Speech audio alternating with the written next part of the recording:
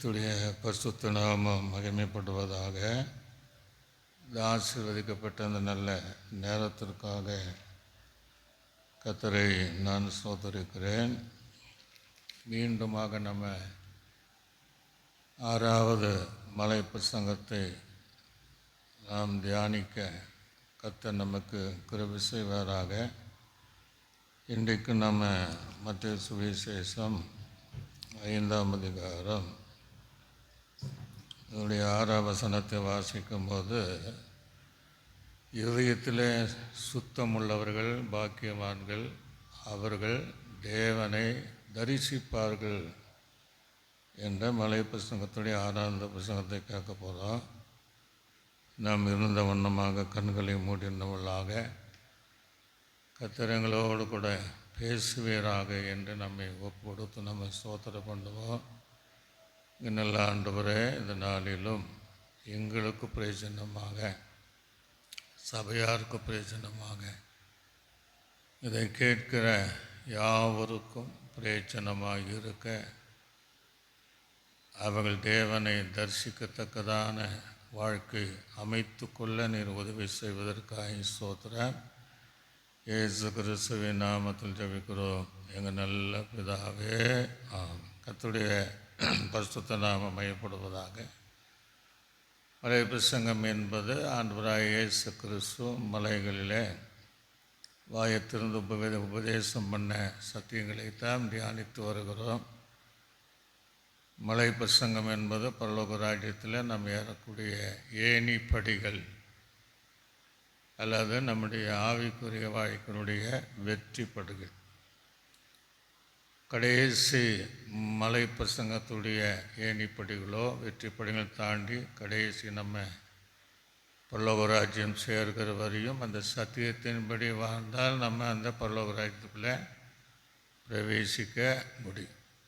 ஒரு வீடு ஏறினாலும் அந்த கடைசி படிக்கட்டை தாண்டி வீட்டுக்குள்ளே ஒரு பிரவேசிப்பதை போல நம்ம ஆவிக்குரிய அனுபவங்களில் ஏணிப்படிகளில் நாம் கடந்து பரலோக ராஜ்யத்தை சேர்ப்பதற்கு இது மத்திய 5, 6, 7 அதிகாரங்களில் இந்த மலை பிரசங்கத்தை குறித்து சொல்லப்படுகிற சத்தியத்தை நாம் தியானித்து வருகிறோம். தொடர்ந்து நம்ம தியானிக்க போகிறோம். இங்கே இந்த வசனத்தை வாசிக்கும் போது, இருதயத்தில் சுத்தமுள்ளவர்கள் பாக்கியவான்கள், அவர்கள் தேவனை தரிசிப்பார்கள் அப்படின்னு ஆண்டவர் சொல்லியிருக்கிறார். ஒருவேளை இந்த வசனங்கள் ஒருவேளை சரீரத்தில் சுத்தமுள்ளவர்கள் பாக்கியவான்கள், அவர்கள் தேவனை தரிசிப்பார்கள் என்ன, சரீரத்தில் அன்றாட நம்ம குளித்து நம்மை சுத்தமாக இருப்பதையும் அடையாளமாக அப்படி இருக்கும்போது ஒரு வேளை அப்படி பார்க்கலாம் என்றும் ஆண்டவர் சொல்லலை. அல்லது உங்கள் வஸ்திரங்கள் சுத்தமாக இருப்பதினால நீங்கள் தேவனை தரிசிக்கலாம் என்று அதையும் சொல்லலை. அப்படி இருந்தால் எல்லாருமே தரிசிக்கக்கூடிய பாக்கியத்தை பெற்றுக்கொள்வார்கள். ஆனால் இங்கே ஆண்டவர் சொல்கிறார், அப்படின்னா சரீரம் சுத்தமாக வேண்டாவா, வஸ்திரம் சுத்தமாக வேண்டாவான்னா, வஸ்திரம் எப்பொழுது வெண்மையாக இருக்க வேண்டும், சரீரங்கள் தேவனுடைய ஆலயம், அது எப்பொழுது பரிசுத்தமாக இருக்க வேண்டும் என்று வேதம் சொல்லுகிறது. ஆனால் அவைகள் எல்லாம் இருந்தாலும் இருதயத்தில் நமக்கு சுத்தம் இல்லாமல் இருந்தால் தேவனை நம்ம என்ன செய்ய முடியாது, தரிசிக்க முடியாது. ஒரு அலையலுயா ஆக வேத வசனத்தை நம்ம பார்க்க முடிகிறது. ஒருவேளை ரட்சிக்கப்பட்டவர்கள் தேவனை தரிசிப்பார்கள் அப்படின்னு கூட அதை எழுதலை. ஏன்னா ரட்சிக்கப்பட்டவர்களே அநேகர் கைவிடப்படுவாங்க என்பது நமக்கு நல்லா தெரியும். பக்தி இல்லாதவனும் பாவிகளும் அங்கே நியாயத்தீர்ப்பினால நிற்க முடியாத சூழ்நிலை. அதுக்கு நீதிமான் என்ன செய்வான் என்று பைபிளில், அரிதானால் பக்தி இல்லாதவனும் பாவம் செய்கிறவனும் எப்படி நிற்பான்னு நிற்கு. அங்கே ரட்சிக்கப்பட்டவர்கள் ஒரு கூட்டம் கைவிடப்படும் என்பது நம்ம எல்லாரும் அநேக செய்தியை நாம் கேட்டு வருகிறோம். அல்லது அபிஷேகப்பட்ட பண்ணப்பட்டவர்கள் அவங்க பாக்கியவான்கள், அவர் தேவனை தரிசிப்பார்கள் என்று அப்படி இடத்துல நிறைய பேர் அபிஷேகம் பெற்றிருக்கிறாங்க. அல்லது இருதயம் உள்ளவர்கள் அப்படின்னு இடத்துல, ஆனால் இருதயத்தில் சுத்தம் உள்ளவர்கள் பாக்கியவான்கள், அவர்கள் தேவனை தரிசிப்பார்கள் என்று தான் வேதம் சொல்லுகிறது. ஒரு அழகான வீடு, நம்ம நிறைய வீடை பார்க்குறோம், வீடு முற்றங்கள் அவ்வளோ சுத்தமாக இருக்கும். நம்ம அப்படியே ஆச்சரியப்படத்தக்க, எப்படி இந்த வீட்டை சுத்தமாக வச்சுருக்காங்க பாருங்க என்று சொல்லக்கூடிய அளவுக்கு நம்ம அதை ஒருவராய் பேசுகிற சில சூழ்நிலைகள், சந்தர்ப்பங்கள் எல்லாருக்கும் வந்திருக்கும். அதே போல் வீட்டுக்குள்ளே பார்த்திங்கன்னா ஒவ்வொரு அறைகளும் அதனுடைய பொருட்களும் இருக்க வேண்டிய இடங்களில் இருந்து அவ்வளோ அந்த வீடு ஒரு டஸ்ட் இல்லாமல் ஒரு புதிய வீடை போல் தோற்றம் அளித்து, அதுவும் சுத்தமாக இருக்கிற அங்கே இருக்கிற பாத்திரங்களானாலும் மர சாமான்களானாலும் எல்லாமே ரொம்ப சுத்தமாக இருப்பதை நம்ம பார்த்துட்டு, கடைசியாக அந்த வீட்டில் வசிக்கிறவளை பார்க்கும்போது அவங்க குளித்து ரொம்ப நாள் ஆகி அழுக்கு வஸ்திரம் தரித்து பக்கத்து போனாலே ரொம்ப கெட்ட ஸ்மெல் அடிக்கக்கூடிய ஒரு சூழ்நிலை நமக்கு ஏற்பட்டால் அடுத்த முறை அந்த வீட்டு பக்கமே நம்ம போக மாட்டோம். என்ன சொல்லுவோம், இதெல்லாம் சுத்தமாக வச்சுருக்குறாங்க, அவங்க சரீரத்தையும் அவங்களுடைய வஸ்திரங்களையும் அவங்க சுத்தமாக வைத்து கொள்ளவில்லையே, என்ன இருக்க முடியாத கெட்ட வாசனை அடிக்குதே, பக்கத்திலே போக முடியல என்கிற அநேகர் சொல்வதை நம்ம பார்த்துருக்குறோம். அதே போல் தான் நம்ம வாழ்க்கை, ஆவிக்குரிய வாழ்க்கை, கிறிஸ்துவ வாழ்க்கை. புறம்பாக எல்லாமே பரிசுத்தமாக இருந்தாலும் நம்முடைய இருதயம் சுத்தமாக இல்லைன்னா தேவனை நாம் தரிசிக்க முடியவே முடியாது. அதுதான் வெள்ளடிக்கப்பட்ட கல்லறையேங்கிறார். இன்னொரு வேதாகமத்தில் வெள்ளடிக்கப்பட்ட சுவரேங்கிறார். ஆகவே நம்ம இருதயத்தை பார்க்கிறார். அப்படின்னா அந்த சரீரத்தை பார்க்க மாட்டாரானா அவர் சரீரத்தையும் பார்ப்பார். சவுலை சரீரத்தை பார்த்து தான் ராஜாவாக எடுத்தார். தாவீதை இருதயத்தை பார்த்து எடுத்தார். அப்படின்னா சரீரத்தையும் பார்ப்பார், இருதயத்தையும் பார்ப்பார். மனுஷன் முகத்தை பார்க்கிறான், தேவன் இருதயத்தை பார்க்கிறார் என்று வேதம் சொல்லுகிறது. சரீரம் என்பது தேவன் தங்கக்கூடிய ஆலயம் என்று பார்க்கிறோம். ஆவியானவரும் அங்கே வாசமாக இருக்கிறார் என்பதை பார்க்கிறோம்.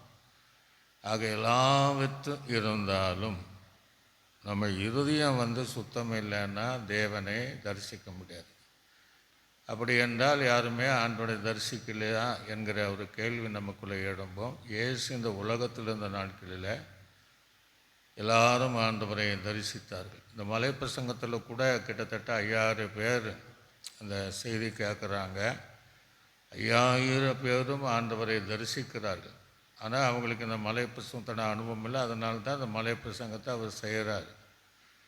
சிலுவை வரையும் அவரை பரிசேயனானாலும் வேத பாரகரானாலும் பிரதான ஆசாரியனானாலும் சதுசேகரானாலும் குற்றம் கண்டுபிடிக்கிறவனானாலும் அவை சுகமாக வேண்டும் என்று தொட்டவர்களானாலும் இவரால் தொடப்பட்டவர்களானாலும் ஆயக்காரனானாலும் பாவிகளோடு பந்திருக்கும் போதும் சீமோன் வீடானாலும் எங்கே ஆனாலும் எல்லாருமே ஆண்டவரை தரிசித்தவர்கள்தான், நேரடியாக பார்த்தவர்கள்தான்.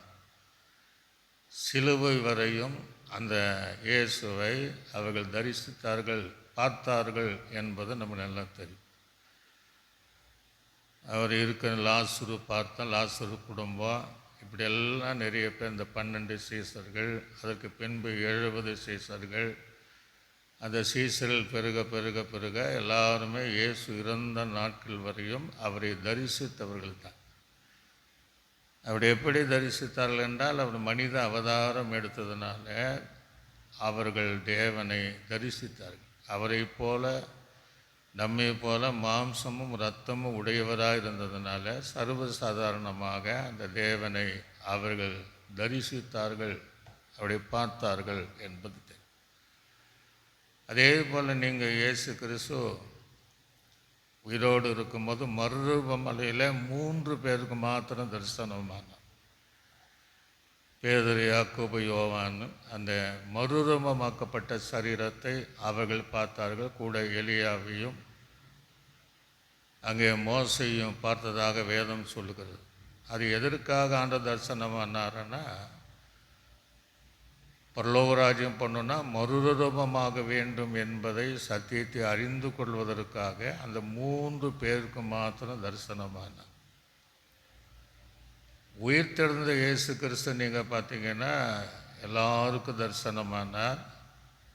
40 நாட்கள் 1 கொரிந்தியர் 15:6 வாசிக்க வேண்டாம். ஒரே நேரத்தில் 500 பேருக்கு தரிசனமானார். அது சிலர் நித்திரை அடைந்திருக்கிறார்கள், சிலர் இன்னும் உயிரோடு இருக்கிறாங்க அப்படின்னு நான் பார்க்குறோம். எல்லாருக்கும் அங்கே தரிசனமாகலை. குறிப்பிட்ட 40 நாட்கள் அநேகருக்கு ஒரே நாளில் 500 பேருக்கு தரிசனமாக இருக்கிறார்.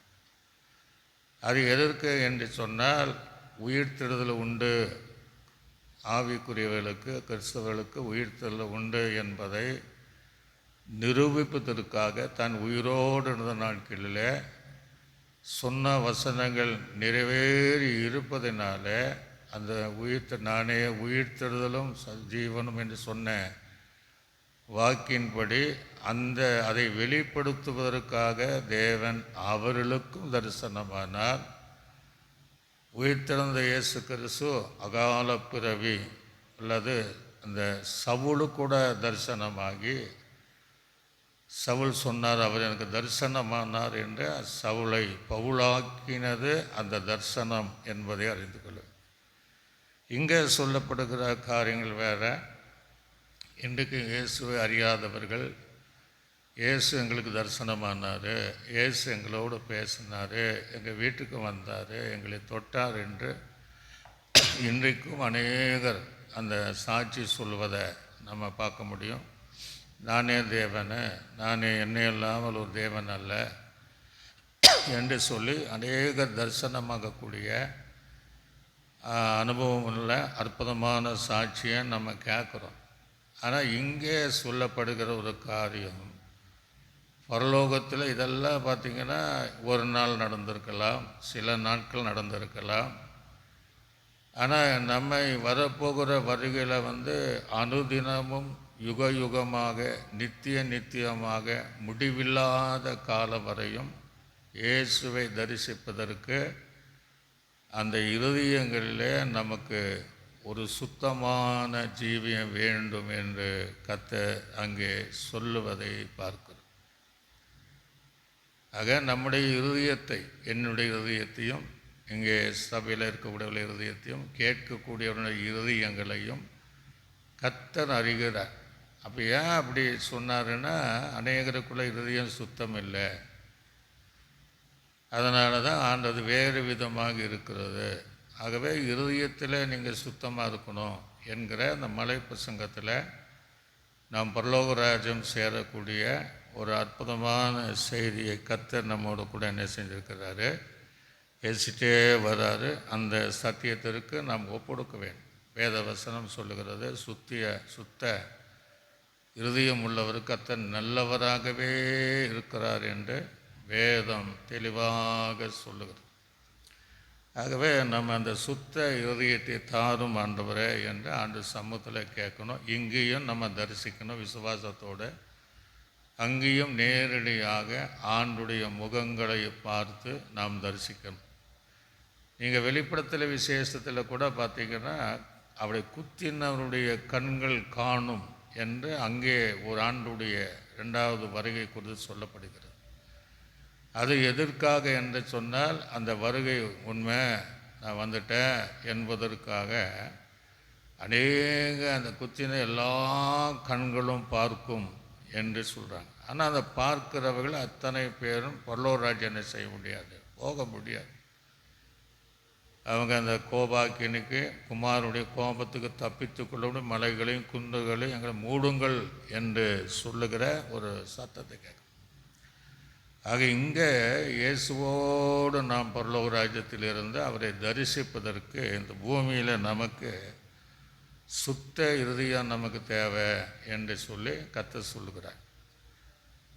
நம்ம வாழ்க்கையில் ஏன் நம்ம இருதயம் நமக்கு சுத்தமாக இல்லை, சுத்தமாக நம்மால் இருக்க முடியலன்னா அதுக்கு எதிராக சில காரியங்களை நம்முடைய இருதயத்தில் இடம் கொடுப்பதனால நம்முடைய இருதயங்கள் தேவன் விரும்புகின சுத்த ஜீவியத்தை நாம் பார்க்கவே முடியாது. அதில் நீங்கள் பார்த்தீங்கன்னா 6ஆம் அதிகாரத்தில் ஆதியாகமம் 5ஆம் வசனம், மனுஷுடைய அக்கிரம் பூமியிலே பெருகற்று என்று அவனை இருதயத்தின் நினைவுகள் தோற்றமெல்லாம் நித்தமும் பொல்லாதது என்று கர்த்தர் கண்டுன்னு இருக்கு. இப்போ நம்ம இருதயத்தை பார்க்குறார். அன்றைக்கு எப்படி அந்த இருதயத்தை பார்த்தாரோ இன்றைக்கும் நம்முடைய இருதயத்தை பார்க்கிறார்.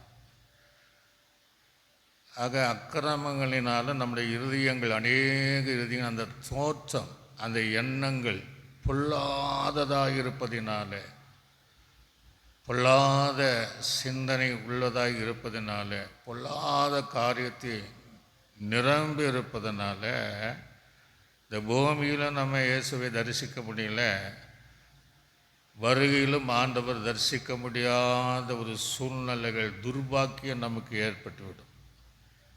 ஆண்டவர் அந்த வசனப்படுறார், அந்த இருதய படைத்ததற்காக இவங்களெல்லாம் நான் ஒரு நிமிஷத்தில் நிக்கரம் பண்ணிடுவேன் என்று சொல்லி வேதனையோடு சொல்வதை பார்க்கிறோம். அவள் இருதயம் சரியில்லைங்கிறார்.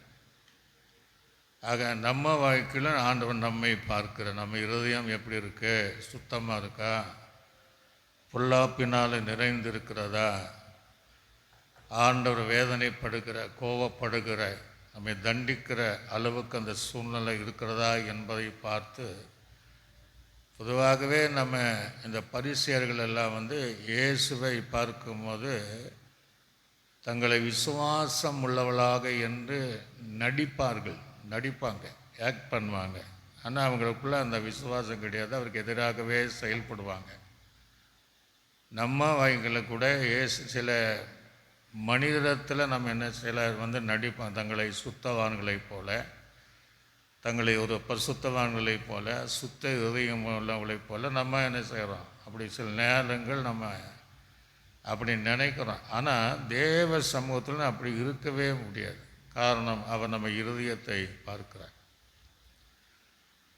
மனுஷன் தான் முகத்தை பார்த்து ஏமாந்துடுவான், ஆனால் இருதயத்தை பார்க்கிறவர் ஏமாறவே மாட்டார். நம்ம இருதயம் எப்படிப்பட்ட இருதயம்னா, பொல்லாப்பு நிறைந்த இருதயத்தினால நாம் அவரை சந்திக்க முடியாத, தரிசிக்க முடியாத ஒரு சூழ்நிலை ஏற்படும். சங்கீதம் 140 அவள் தங்கள் இருதயத்தில் பொல்லாப்புகளை சிந்தித்து யுத்தம் செய்ய நாள்தோறும் கூடுகிறார்கள் அப்படின்னு. தங்களுடைய இருதயத்தை பொல்லாப்பு செய்ய அவர்களை எத்தனித்து அல்லது சிந்தித்து யுத்தம் செய்வதற்கு நாள்தோறும் கொடுக்கிறார். ஆக இங்கே இந்த பொல்லாத இருதயம் உள்ளவர்கள் தேவனை ஒரு காலம் என்ன செய்ய முடியாது, தரிசிக்க முடியவே முடியாது.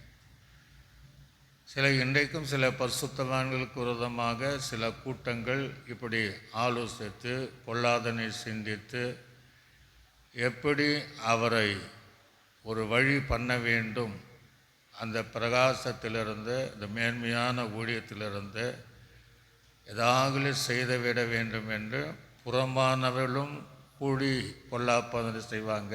சில நேரங்களில் சபைக்குள்ளும் அந்த காரியங்களை கூட்டம் கூடி அந்த பொல்லாத காரியத்தை சிந்திக்கிற ஜனங்கள் இருக்கதான் செய்கிறாங்க. அப்போ அதெல்லாம் கர்த்தர் அறிகிறாருன்னா அவங்கக்குள்ளே அந்த இருதயத்தில் சுத்தம் இல்லை, பொல்லாப்பினால் நிறைந்து இருக்கிறதுனால அவர்கள் தேவனை என்ன செய்ய முடியல, தரிசிக்க முடியல என்பது நமக்கு நல்லா தெரியும். இங்கே பிரசங்கியின் புத்தகத்தில் வாசிக்கும் போது அதில் 8ஆம் அதிகாரம் அதில் 11வது வசனத்தை வாசிக்கும் போது அந்த வசனம் இப்படியாக சொல்வதை நாம் பார்க்க முடியும். துர்க்கிரிகளுக்கு தண்டனை சீக்கிரமாய் நடவாதபடியால் மனுபுத்திரன் இருதயம் பொல்லாப்பை செய்ய அவளுக்குள்ள துணிகரம் கொண்டிருக்கிறது அப்படி. பொல்லாப்பு செய்கிறார்கள். சில நேரங்களில் ஊழியர்களே கேட்குறாங்க, இவ்வளோ பொல்லாப்பு செய்கிறாங்களே, ஊழியத்துக்கு எதிராக கர்த்தர் ஒன்றுமே செய்யலையே அப்படின்னா இந்த வசனம் தான் அதற்கு சாட்சி. உடனடியாக தேவனுடைய தண்டனைகள் நடவாதபடினால் அந்த பொல்லாப்பு செய்கிறவர்கள் அவங்க என்ன செய்கிறாங்கன்னா அப்படியே துணிகரம் கொண்டு மீண்டும் மீண்டும் மீண்டும் மீண்டும் பொல்லாப்பு செய்வாங்க. அதனால தான் ஆனால் சடுதியான காரியங்களும் கர்த்தர் செய்கிறார் என்பதை பார்க்க முடிகிறது. ஆகவே நம்முடைய இருதயம் யாரை குறித்தாகிலும், பரிசுத்தவான்களை குறித்தாகிலும், ஒரு பரிசுத்தவான் இன்னொரு பரிசுத்தவான்களை குறித்து ஆகிலும், இந்த சவுல் தாவீதுக்கு விரோதமாக பொல்லாப்பு செய்ததை போல செய்யாதபடிக்கு நம்ம இருதயத்தை, நான் பேசுகிற என்னுடைய இருதயத்தை, கேட்கிற உங்களது இருதயத்தை அந்த பொல்லாப்புக்கு இடம் கொடுக்காமல் எப்பொழுதும் தேவனுக்குள்ளாக சுத்தமாக வைத்துக்கொள்ள, சரீரத்தை மாத்திரம் வஸ்திரங்களை மாத்திரம் நம்ம அல்ல, நம்ம இருதயத்தை நம்ம சுத்தமாக வைத்து கொண்டால் அந்த தேவனை யுக யுகமாக நம்ம தரிசிக்க முடியும். ஒரு லேலுயா. 20 வருடத்திற்கு முன்பாக நான் ஒரு அரசாங்க வாகனத்தில் ஏறும்போது இடையில் 2 பேர் ஸ்திரீகள் ஏறினார்கள். வெண்வஸ்திரம் தரித்திருந்தார்கள். எனக்கு பார்க்கும்போது ரொம்ப சந்தோஷம். நான் நிறைய பேர் கூட அப்படியே பேசணும், பழகணும். அவங்க முன்னாடி ஏறினாங்கன்னா பின்னாடி இருக்கிறேன். பரவாயில்ல, நம்ம ஆளுங்களும் இந்த வாகனத்தில் வருகிறார்களே அரசாங்க பஸ்ஸத்தில் என்று மகிழ்ச்சியாக இருக்கும்போது திடீர்னு பார்த்திங்கன்னா அவங்க கண்டக்டரோடு பயங்கர யுத்தம் செஞ்சாங்க. யுத்தம்.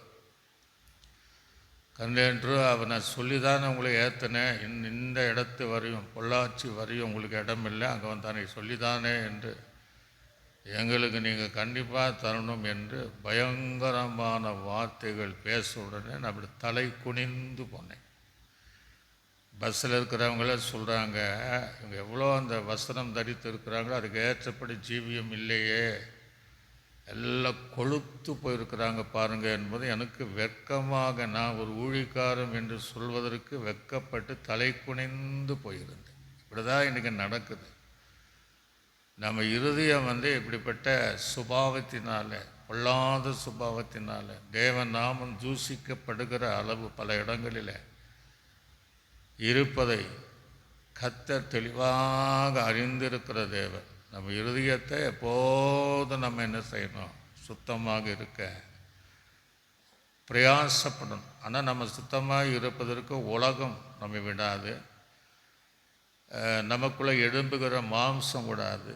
சத்துருவிட ஏதாவது ஒரு வகையில் நம்மை சுற்றி பிரச்சனைகளை கொண்டு வந்து, நெருக்கத்தை கொண்டு வந்து, பதற்றத்தை கொண்டு வந்து, ஒரு பயங்களை ஏற்படுத்தி நம்ம இருதயம் நாளடைவு பொல்லாத இருதயமாக மாறாமல் அந்த சூழ்நிலையிலும் எல்லாரையும் நேசிக்க, தேவனை நேசிக்கத்தக்க சுத்த இருதயத்தோடு கூட நாம் ஜீவிப்போம் என்றால் அந்த தேவனை நம்ம சந்திக்க முடியும். நீதிமொழிகளை நம்ம வாசிக்கும் போது 4ஆம் அதிகாரம், நீதிமொழிகள் 4ஆம் அதிகாரம் நான் வாசிக்கிறேன், கவனமாக கேளுங்க. நீதிமொழிகள் 4ஆம் அதிகாரம் அதில் 16வது வசனத்தை வாசிக்கும் போது அங்கே இப்படி 14 பொல்லாப்பு செய்தால் ஒழிய அவளுக்கு நித்திரை வராது, அவள் யாராகிலும் விழப்பண்ணாதிருந்தால் அவள் தூக்கம் கலைந்து போகுமா. இப்படிப்பட்டவர்கள் நமக்கு எல்லாம் தெரியும், யதார்த்தமாக பேசணும். எல்லா சபைகளிலும் எல்லா ஊழியங்களும் சிலர் இருக்கத்தான் செய்கிறாங்க. அவனுக்கு அவன் வீட்டாரே சத்துருவென்று எழும்பக்கூடிய ஒரு காரியத்தை நம்ம பார்க்க முடிகிறது.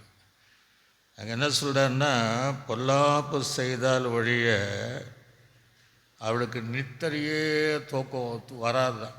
சாயங்காலம் ஐயோ இன்றைக்கி நம்ம இன்னுமே பொல்லாத காரியம் செய்யலையே, அதை நினச்சி நினச்சி நினச்சி அவங்களுக்கு தூக்கம் வராதான்.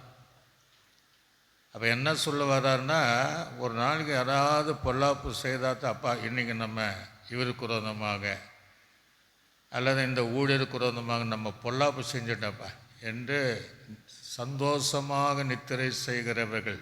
அதான் சொல்கிறார். அது சொல்கிறார், அவரை யாராகிலும் விழ பண்ணாது இருந்தால் அவர் தூக்கம் கலைந்து போகும். ஆவிக்குரிய வாழ்க்கையில் பரிசுத்தத்திலிருந்து, விசுவாசத்திலிருந்து, கிருபையிலிருந்து, நம்ம ரட்சிப்பின் அனுபவத்திலிருந்து விழ பண்ணும்போது அவங்களுக்கு என்ன தூக்கம் வரும். அப்படி பண்ண முடியலன்னா அந்த தூக்கமே கலைந்து போகக்கூடிய பொல்லாப்புல இருதயங்கள் ஒரு காலமும் பூமியிலானாலும் பரலோக ராஜ்யமானாலும் அந்த தேவனை தரிசிக்கவே முடியாது. ஒரு அலேசுங்களே லூயா. அதான் ஆண்டவர் சொல்கிறார், இருதயத்திலே சுத்தமுள்ளவர்கள் பாக்கியவான்கள், அவர்கள் தேவனை தரிசிப்பார்கள் என்று அங்கே நாம் பார்க்க முடிகிறது. இன்னும் நீங்கள் பார்த்தீங்கன்னா லூக்கா சுவிசேஷம் 6ஆம் அதிகாரம் 45ஆம் வசனத்தை நான் வாசிக்கும் போது, லூக்கா சுவிசேஷம் 6ஆம் அதிகாரம் இங்கே 45ஆம் வசனத்தை வாசிக்கும்போது அங்கே கர்த்தர் சொல்கிற வார்த்தை நல்லா கவனிங்க. நல்ல மனுஷன் தன் இருதயமாகிய நல்ல பொக்கிஷத்திலிருந்து நல்லதை எடுத்து காட்டுகிறான். அப்படின்னா நல்ல மனுஷன் யார்?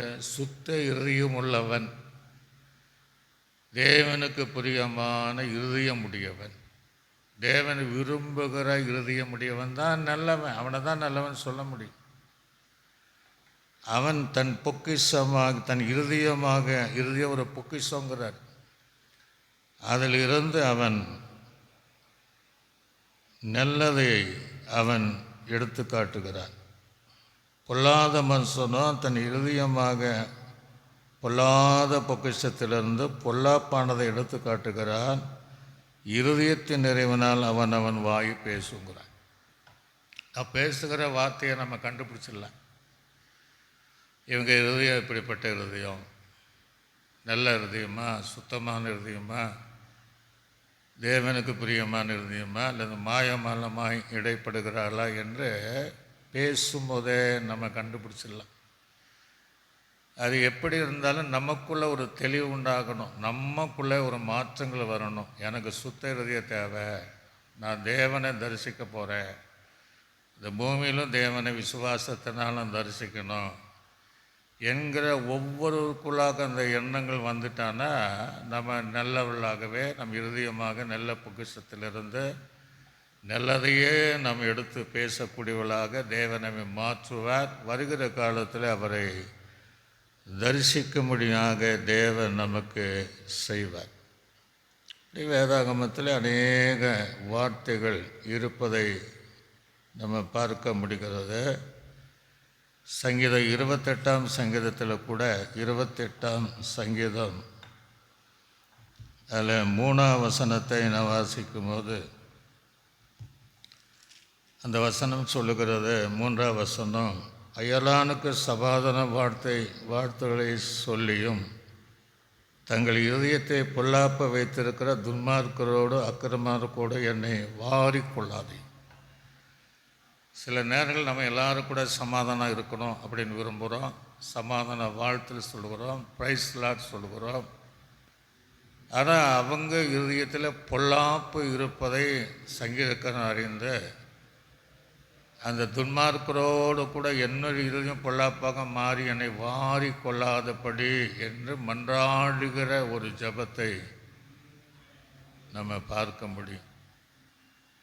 சிலர் சேராதவர்களோடு சேர்ந்து விட்டால் அவர்களும் சொல்லுவாங்க இல்லையா, பூவோடு நாறு சேர்ந்தால் எல்லாம் மணுக்கும் என்று சொல்ல மாதிரி நம்ம தேவனுக்கு பயந்து அப்படிப்பட்ட சிந்தனைக்கு இடம் கொடுக்காதபடிக்கு அவர்கள் இருதயம் பொல்லாப்பு இருந்தாலும் நம்ம இருதயத்தை பொல்லாப்புக்கு இடம் கொடுக்காதபடிக்கு நம்ம தேவனுக்கு பயந்து சுத்த இருதயத்தோடு நாம் இருப்போம் என்றால் அந்த தேவனை தரிசிக்கத்தக்க பாக்கியத்தை தேவன் நமக்கு தருவார். நீங்கள் எரேமியாவின் தீர்க்கதரிசி புஸ்தகம் 7ஆம் அதிகாரத்தில் திருப்பிக் கொள்ளுங்க. எரேமியாவின் தீர்க்கதரிசி புஸ்தகம் 7ஆம் அதிகாரத்தை நாம் திருப்பிக் கொள்வோம். அது 23ஆம் வசனத்தையும் 24ஆம் வசனத்தையும் நான் வாசிக்கும் போது அந்த வசனங்கள் என்ன சொல்லுகிறதுன்னா, என் வாக்குக்கு செவி கொடுங்கள், அப்பொழுது நான் உங்கள் தேவனாய் இருப்பேன், நீங்கள் என் ஜனமாய் இருப்பீர்கள், நான் உங்களுக்கு கற்பிக்கும் எல்லா வழியிலும் நீங்கள் உங்களுக்கு நன்மை உண்டாகும்படி நடவுங்கள் என்கிற விசேஷத்தையே அவர்களுக்கு சொல்லி கட்டளையிட்டு அவர்களோ அதை கேளாமலும் தங்கள் செவிகளை சாயாமல் போய் தங்கள் பொல்லாத இதயத்தின் யோசனையின்படியே கடினத்தின்படியே நடந்து முன்னிட்டல்ல பின்னிட்டு போனார்கள் அப்படின்றார். ஆண்டவர் நம்ம நேசிக்கிறார். நம்முடைய இருதயம் பொல்லாப்பாக இருந்தாலும் அதெல்லாம் விட்டுடுங்க, என் வாக்குக்கு செவி கொடுங்கள் என்று நல்ல உபதேசத்தை சொல்கிறார். நான் உங்களுக்கு நன்மை உண்டாக செய்வேன், இப்போ நீங்கள் என் ஜனமாக இருக்கணும், நான் கற்பிக்கும் எல்லா கற்பனை நடக்கணும் என்கிற விசேஷத்தை அவர்களுக்கும் நமக்கும் இந்த நாள் வரை கற்றுத்தருக்கிறார். பழைய ஏற்பாட்டு ஜனங்களானாலும் இஸ்ரவேலானாலும் இன்றைக்கி இருக்கிற புதிய ஏற்பாட்டு இஸ்ரவேலும் அநேகர் என்ன செய்கிறாங்கன்னா, அவ்வளோ அதை கேளாமலும் தங்கள் செவியை சாயாமல் போய் தங்கள் பொல்லாத இருதயத்தின் யோசனையின்படியும் கடினத்தின்படியும் நடக்க நடந்து முன்னிட்டல்ல பின்னிட்டே போனார்கள். ஆவிக்குரிய வாழ்க்கையில் எந்த முன்னேற்றமே இல்லைன்னு அர்த்தம். இன்னும் பின்னில் அந்த பின்னிட்டு பார்க்க பின்வாங்கி போகிற வளர்ச்சி இல்லாத ஒரு சூழ்நிலை.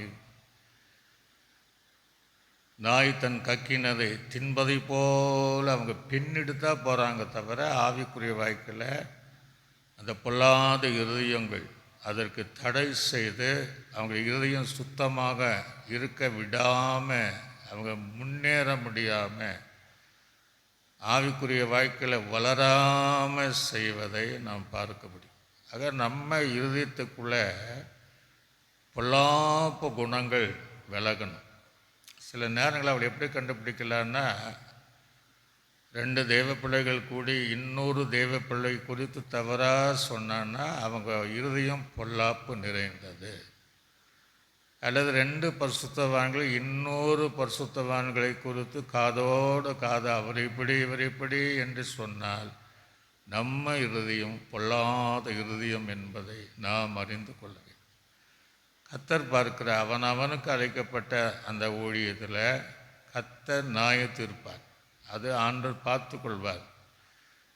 ஆகவே நாம் நம்ம இருதயம் நல்லா இருந்தால் அதை நம்ம மன்னிப்போம் அல்லது அட்வைஸ் பண்ணுவோம், இப்படி இருக்கக்கூடாது என்பதற்காக அதை நாம் பெரிதாக பண்ணுவோம் என்றால் நம்ம இருதயம் கெட்டு போயிருக்குதான். இருதயம் பொல்லாப்பு நிறைந்த இருதயமாக தான் இருக்கிறது என்பதை நாம் அறிந்து உணர்ந்து அதிலிருந்து விலகி சுத்த இருதயத்தோடு நம்ம காத்துக்கொள்ளும்.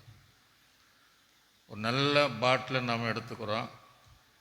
அந்த பாட்டிலுக்குள்ளே நீங்கள் பார்த்தீங்கன்னா கலக்கல் நிறைந்த தண்ணீர் இருக்கும், ஃபுல்லாக இருக்கும். நம்ம எவ்வளோ தான் அதுக்கு மேலே நல்ல தண்ணி ஊற்றினாலும் அது மீண்டும் கலங்கி தான் போகும்.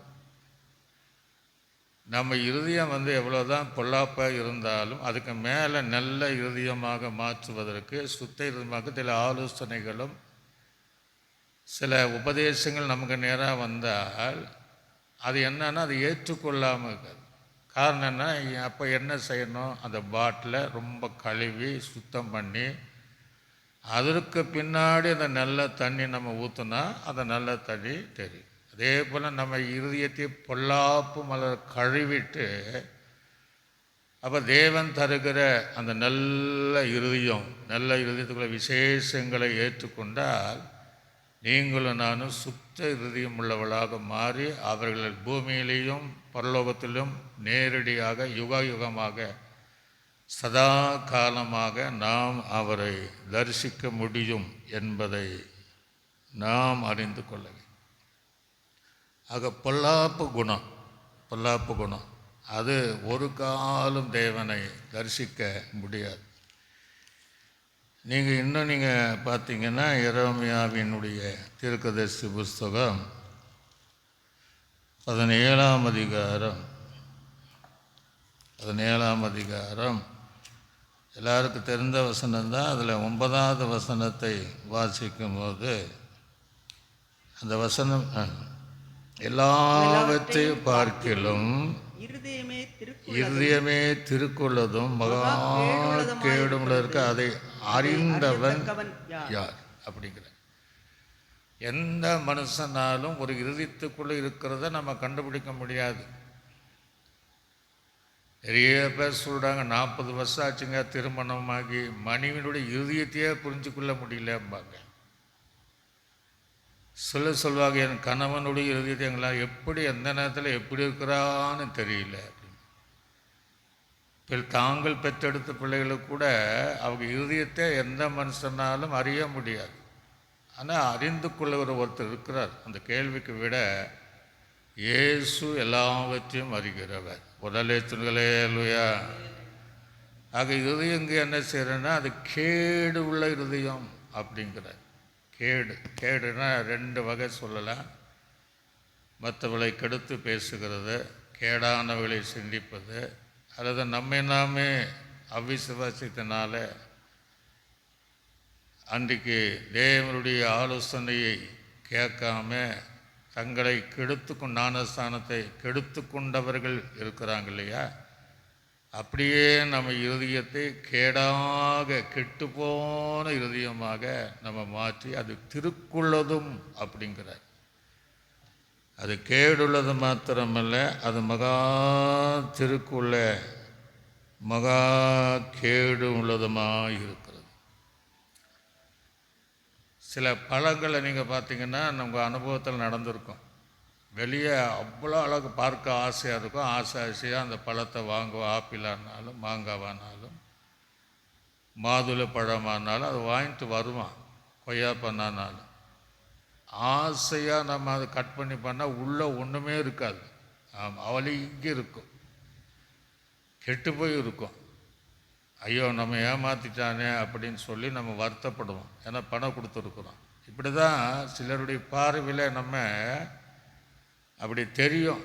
அப்படியே எங்கள் குற்றம் இல்லாதவர்களாக, பரிசுத்தம் உள்ளவர்களாக, சுத்தம் உள்ளவர்களாக தெரியும். ஆனால் உள்ளே போய் பார்த்தா தான் தெரியும் இவ்வளோ அந்த இருதயம் கேடு உள்ளதாக இருக்கிறதா, பொல்லாப்பதுக்கு திருக்குள்ளதாக இருக்குது. எப்படி வேணாலும் திருப்பி வார்த்தைகளை புரட்டி திரித்து பேசுகிறவர்கள் நிறைய பேர் இருந்துக்கிறனால தான் அந்த இருதயம் சுத்தம் இல்லாமல் போவதை நாம் அறிந்து கொள்ளும்.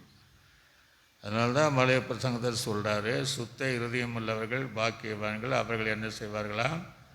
தேவனை தரிசிப்பார்கள். சில இடத்துல பார்க்கும்போது பார்த்தீங்களா, அவங்க எப்படி திருச்சி பேசுகிறாங்க. அப்படி நம்மளே கேட்க சில நேரங்களில் மாற்றி பேசுவாங்க, புரட்டி பேசுவாங்க. அப்போ அந்த இருதயங்கள் தேவனுடைய பார்வையில் சுத்தமே கிடையாதுன்னு கேடுள்ளதும் இல்லை. சில ஆண்டவர் சொல்கிறார் இல்லையா, மரம் நல்லது தான், மரம் நல்லது. அந்த மரம் நல்லதா கெட்டதா என்றால் அந்த கனியினால் நீங்கள் அறிந்து கொள்வீர்கள். கனி எப்படி அறிந்து கொள்ள முடியும்? அதை புசித்தால் தான் அறிந்து கொள்ள முடியும். சில நேரங்களில் அந்த பழம் நல்லா இருக்கும், அப்படியே சாப்பிட்டு பார்த்தான்னா அப்படியே வாயெல்லாம் பல்லெல்லாம் ஒரு கடிக்கு கூச்சிக்கிறோம், தூக்கி வீசிடுவோம். சில பசங்க பழம் ரொம்ப அது கெட்டு கசப்பாக இருக்கும், தூக்கி வீசிடுவான். அது எவ்வளோ காசுலி விலை கொடுத்தனாலும் யாரும் சாப்பிட மாட்டாங்க. அப்போ அந்த கனியினால தான் அந்த மரம் நல்லது தான், நம்ம நல்லது தான். ஆனால் அந்த கனியினால் அந்த நல்ல கனியா, சுத்தமுள்ள இருதயமா, கெட்ட இருதயமா, பொல்லாப்பு இருதயமா, கேடுள்ளதா, திருக்குள்ளதா என்பதை அறிந்தால் அந்த கனியினால தான் அந்த மரத்தின் தன்மைகளை நாம் அறிந்து கொள்ள முடியும். சில இந்த மரங்களெல்லாம் பார்க்கும்போது அப்படியே தட்டி பார்த்து வெளியில் நல்லா இருக்கும், சில ஏமாந்து வாங்கிடுவாங்க. அந்த உள்ள போடாக இருக்கும், கெட்டு போயிருக்கும், உலர்ந்து போயிருக்கும். அப்படி சில மரம் பார்க்குறவளை தான் பார்த்து அது செய்வாங்க. சில நேரம் ஏமாந்து போய். இப்படி தான் நம்முடைய வாழ்க்கை இருக்கிறது, புறம்பான பரிசுத்தம்.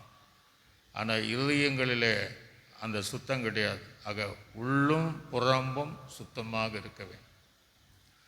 ஒரு அழகான பிளேட்டில் ஒருத்தர் சாப்பாடு தர்றாரு. சாப்பாடெல்லாம் நல்ல மட்டன் சாப்பாடு தான். ஆனால் அந்த பிளேட்டு வெளிப்புறம் நல்ல சுத்தமாக பார்த்தாலே நம்ம அந்த பிளேட்டை இதுவரை பார்க்காத அளவுக்கு அந்த பிளேட்டாக இருக்கலாம். ஆனால் உள்ளே பார்த்திங்கன்னா அங்கெல்லாம் டஸ்ட்டு, கரை, பிளேட்டு உள்ளுக்குள்ளே சில அருவருப்பான காரியம் இருந்தான்னா நம்ம அதை விரும்பி சாப்பிட மாட்டோம்.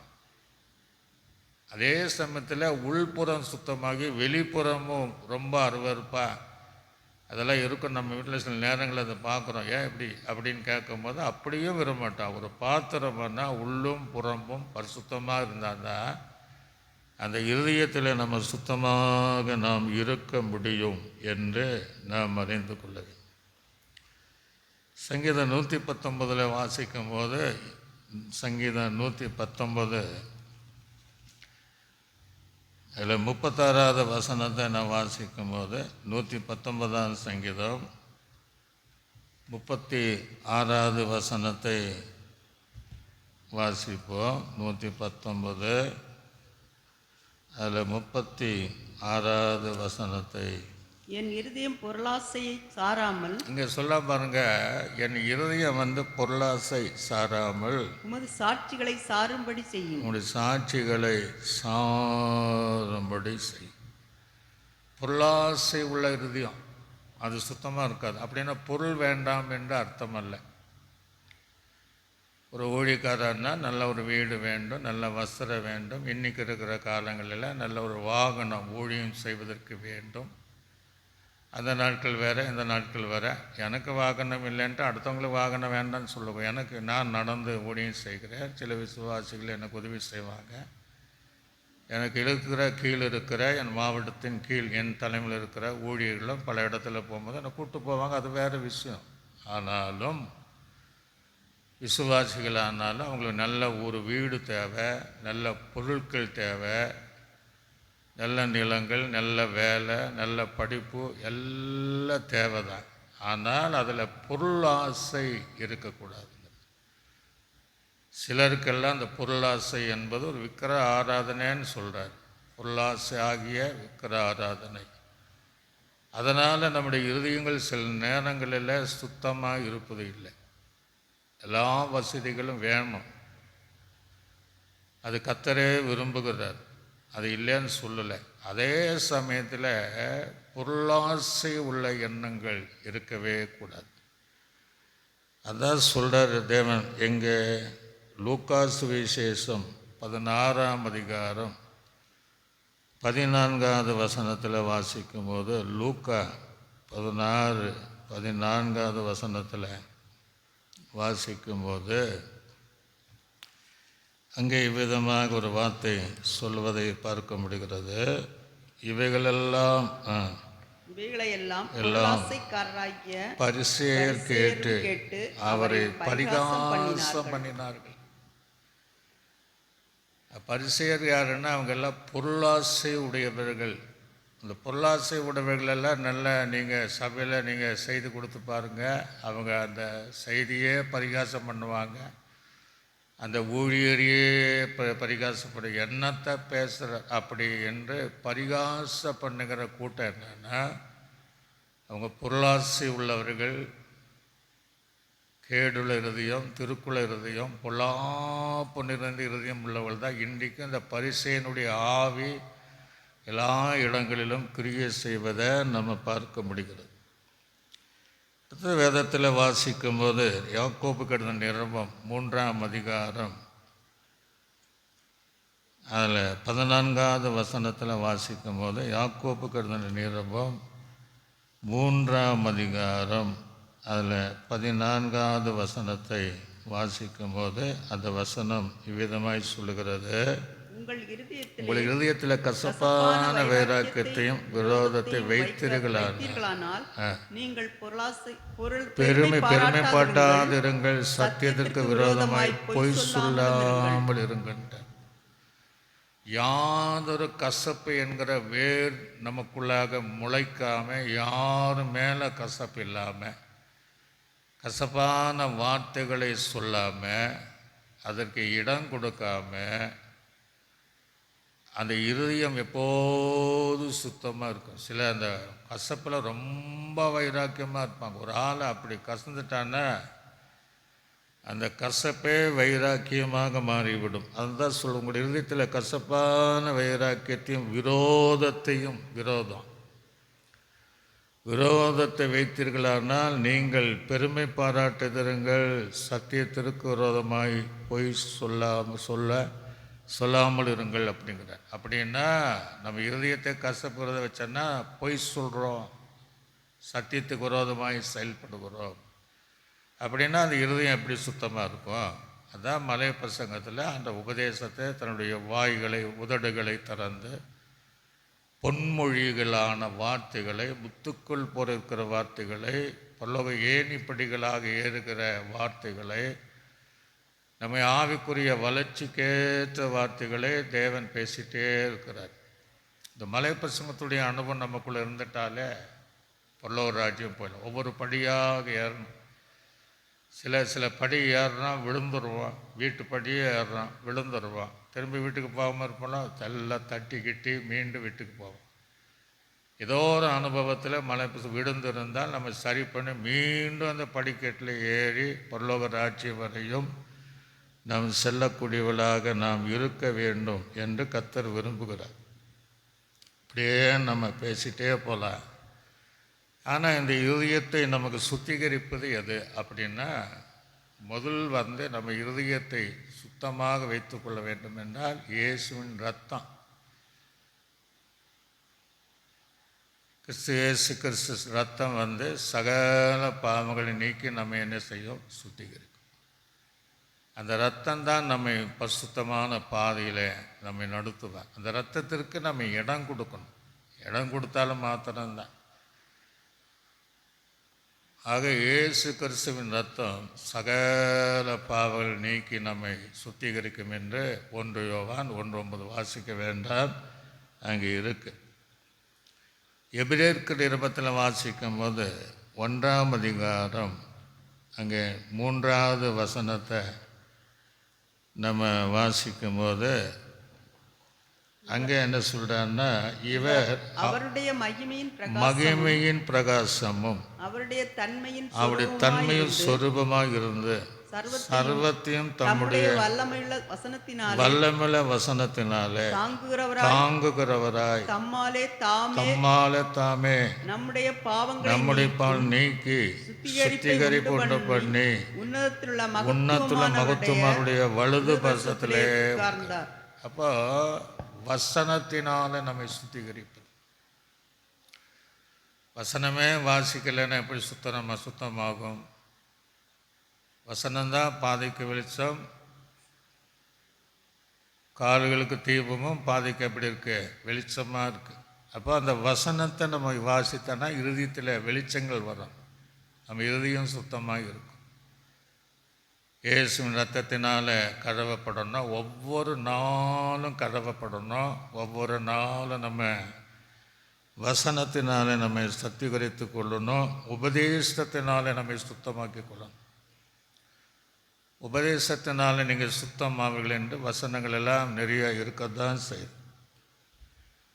இன்னும் நீங்கள் பார்த்தீங்கன்னா சங்கீதம் 119:9 வாலிபன் தன் வழி அதனால் சுத்தமாக்கி கொள்வானா? வசனம்தான். தன் இருதயத்தில் வசனத்தை காத்துக்கொள்ளணும். யோசேப்பினுடைய இருதயம் சுத்த இருதயமாக இருந்துச்சு. எப்போது தேவனை சார்ந்திருந்தான். அந்த பாவம் இசைந்து வரும்போது கூட தேவனுக்கு முன்பாக பாவம் செய்வது எப்படி என்று தன் நிர்வாணமானாலும் பரவாயில்ல, வஸ்திரத்தை கழட்டி ஓடி தன்னை பரிசுத்தமாக தன் இருதயத்தை காத்து கொண்டவன் யோசேப்பு. ஆக நம்ம ஜீவிதத்தில் அப்படியெல்லாம் நம்ம இருக்கணும்னு கர்த்தர் விரும்புகிறார். எபேசு நிருபத்தில் வாசிக்கும் போது 5ஆம் அதிகாரத்தில் வாசிக்கும் போது எபேசியர் 5ஆம் அதிகாரம்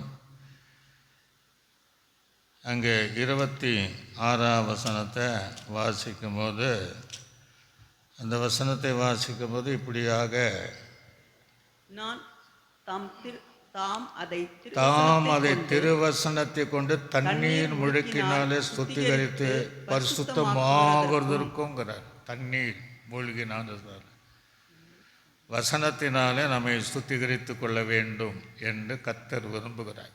அதனால தான் மலை பிரசங்கத்தில் 10,000 பேரை பார்த்து, உங்கள் இதயம் சுத்தமாக இருக்கணும், நீங்கள் இப்போ தரிசிப்பது வேறு, நான் உயிர்த்தெழுந்த பின்னாடி நான் இருக்கும் இடங்களில் வந்து என்னை தரிசிப்பது வேறு.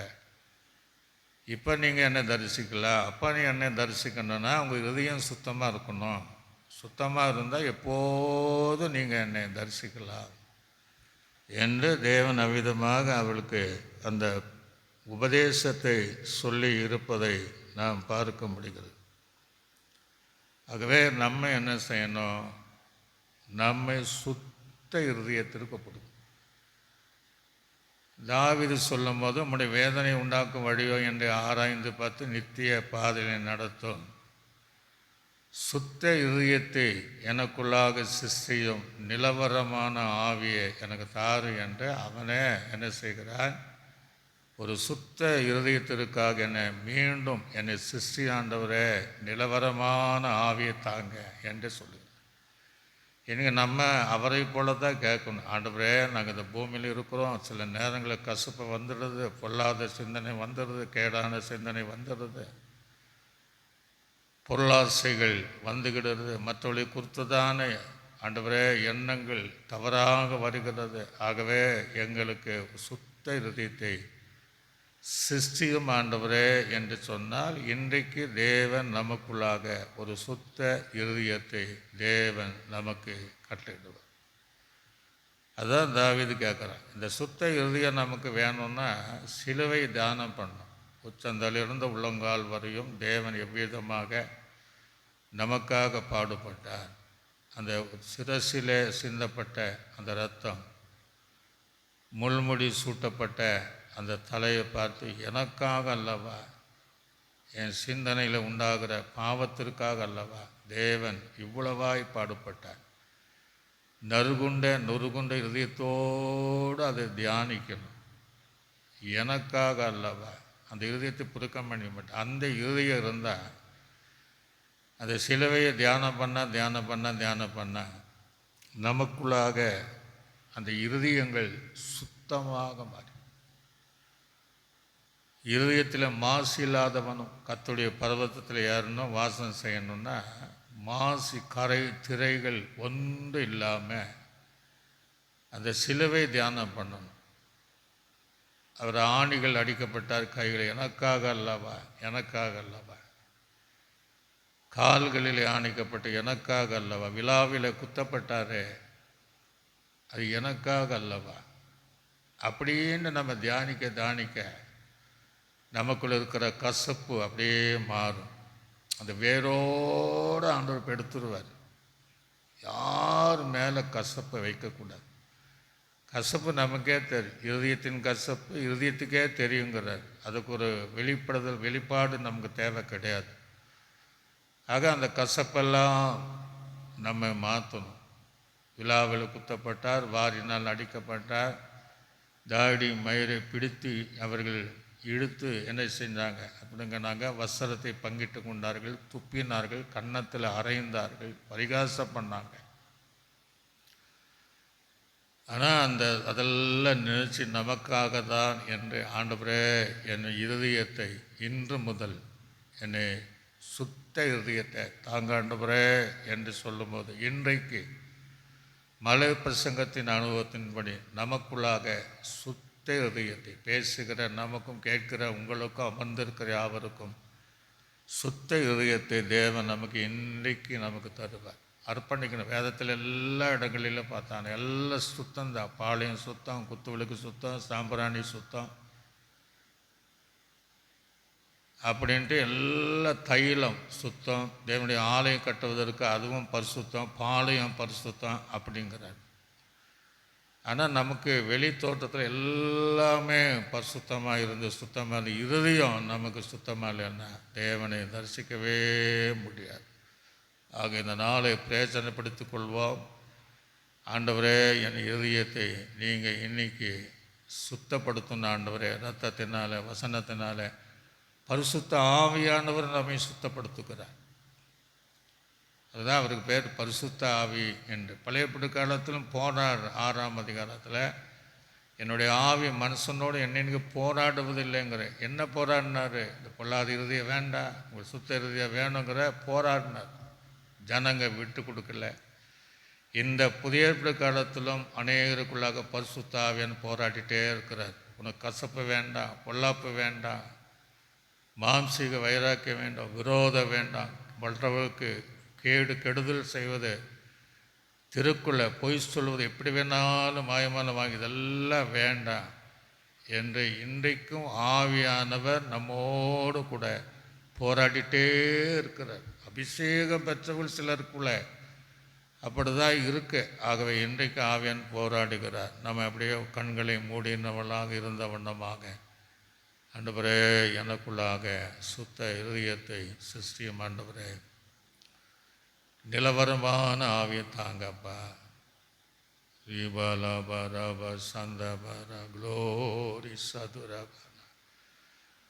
நம்மை பார்க்கிறவர், நம்மை பார்க்கிறவர்கள் ஒருவேளை உலக பிரகாரமாக அதிகாரிகள் சந்திக்கணுன்னா புறம்பான பரிசுத்தத்தோடு அவங்கள சந்திக்கலாம். ஆனால் தேவனை சந்திக்கணுன்னா இருதயத்தில் தான் சுத்தவே. எல்லாம் ஒப்பு கொடுத்த ஆண்டவரே, நான், என் குடும்பமும், என் பிள்ளைகளும், என் வாலிப வயதில் சுத்த இருதயத்தை யோசிப்பு போல வசனத்தின்படி ஜீவிக்க என்னை அர்ப்பணிக்கிறேன் என்று சொல்லி அப்படியே ஒப்பு கொடுங்க பாபா. ரீபாலாபா ரபா. பலிபீடத்தின் என்னை பரனே படுக்கிறேனே இந்த வேலை, அடியேனே திரு சித்தம் போல ஆண்டு வருதிடுமே, அடியேனே திரு சித்தம் போல ஆண்டு நடத்திடுமே. கல்வாரின் அன்பினை கண்டு விரைந்தோடி வந்தேன், கல்வாரியின் அன்பினை கண்டு விரைந்தோடி வந்தேன், கழுவும் உன் திருரத்தத்தாலே கரை நீக்கும் என் இருதயத்தை, கழுவும் உன் திருரத்தத்தாலே கரை நீங்கும் என் இருதயத்தை. கர்த்தர் எல்லா கரைகளை நீக்கி கொண்டிருக்கிறார். நம்ம இருதயத்தை சுத்த இருதயமாக மாற்றி கொண்டிருக்கிறார். எல்லாரும் பிதாவாகி தேவனை நாம் சோதனை பண்ணுவோம். சோதனை கர்த்தராக இயேசு கிறிஸ்துவை நாம் சோதனை பண்ணுவோம். சோதனை நம்மை ஆற்றி தேய்ச்சி வழிநடத்தின பரிசுத்த ஆவியானவரை சோதனை பண்ணுவோம். எங்கள் அன்பின் பிதாவே, இந்த மலை பிரசங்கத்துடைய 6வது பிரசங்கத்தை எங்களோடு பேசினேன். வேதம் இருப்புருள்ள கருப்புள்ள பட்டயம் பேசுகிற எங்களுக்கும் கேட்கிற ஜனங்களுக்கும் தூரத்தில் இருக்கிற இந்த மீடியாவின் மூலமாக பார்க்கிற யாவருக்குள் இருதயம் சுத்த இருதயத்தோடு காணப்பட உதவி செய்வதற்காக நான் ஜெபிக்கிறோம். உலக பிரகாரமாக எங்கள் இருதயத்தை இடம் கொடுக்காதபடி தேவனுக்கு பிரியமானது செய்து தேவன் வருகையிலே தரிசிப்பதற்கு எங்களை எல்லா விதத்திலும் தகுதிப்படுத்துவீராக. அநேகரோடு நீர் பேசியிருக்கிறேன், அதற்காக நன்றி செலுத்துகிறோம். இயேசு கிறிஸ்துவின் நாமத்தில் ஜெபிக்க நல்ல பிதாவே, ஆமென். என் ஆத்துமாவே கர்த்தரை சோது, என் முழு உள்ளமே பரிசுத்த நாமத்தை, என் ஆத்துமாவே கர்த்தரை சோது. கர்த்தர் செய்த சகல உபகாரங்களை மறவாதே, ஆமென். கர்த்தராகிய இயேசு கிறிஸ்துவின் கிருபையும் பிதாவாகிய தேவனுடைய அன்பும் பரிசுத்த ஆவியானுடைய அணியினை ஐக்கியமும் சந்தோஷ சமாதானம் அனைவரோடும் ஆண்டவராக இயேசு கிறிஸ்துடைய வருகை வரையும் சதா நான் என்ன இன்னைக்கு நம்மோடு கூட இருப்பதாக.